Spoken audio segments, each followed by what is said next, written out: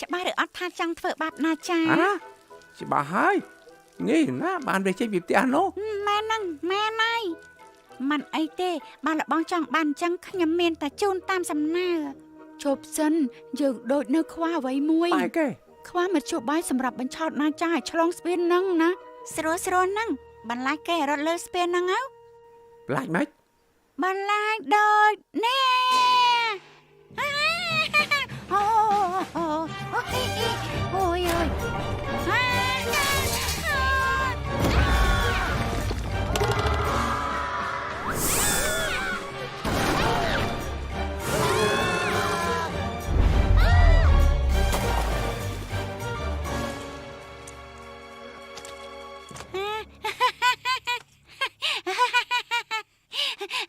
ូយជីវិត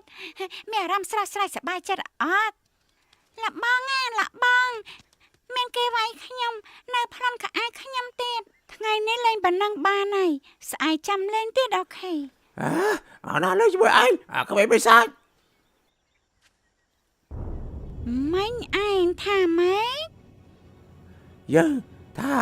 ក្មេងបិសាច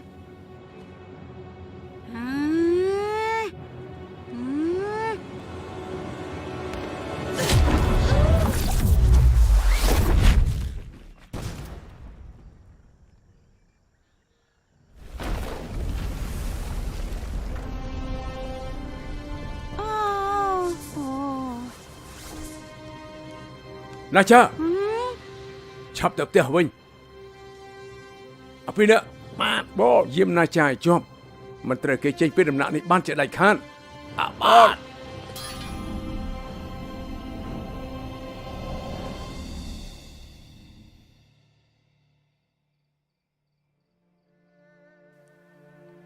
បានកុំនិយាយ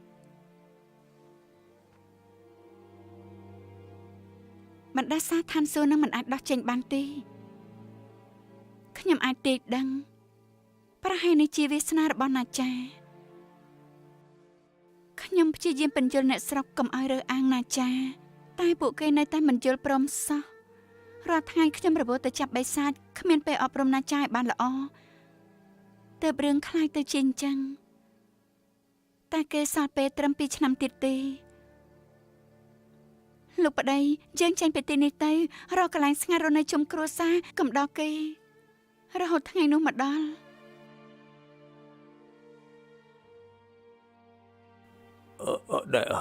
ដែលស្អីយណាខ្ញុំក៏មានខុសដែរខ្ញុំសម្រេចចិត្តធ្វើជាគ្រូគេដើម្បីបង្រៀនគេឲ្យមានគុណធម៌ចេះដឹងខុសត្រូវហើយខ្លាចជាអ្នកកម្ចាត់បិសាចដ៏ខ្លាំងពូកែម្នាក់តែធ្វើអញ្ចឹងធ្វើអីសោះតែ2ឆ្នាំហ្នឹងមិនក៏យើងមិនអាចគេរស់ដែររីដូចក្មេងផ្សេងទៀតទេបងមិនចង់ឲ្យគេចេញទៅទាំងគ្មានការអប់រំទេបងមិនអញ្ចឹងទេទោះគេស្លាប់ក៏នៅតែស្ពាយឈ្មោះជាបិសាច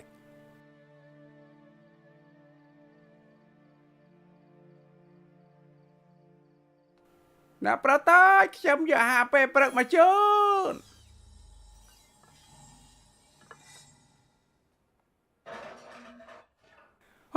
វីវ៉ាហើយ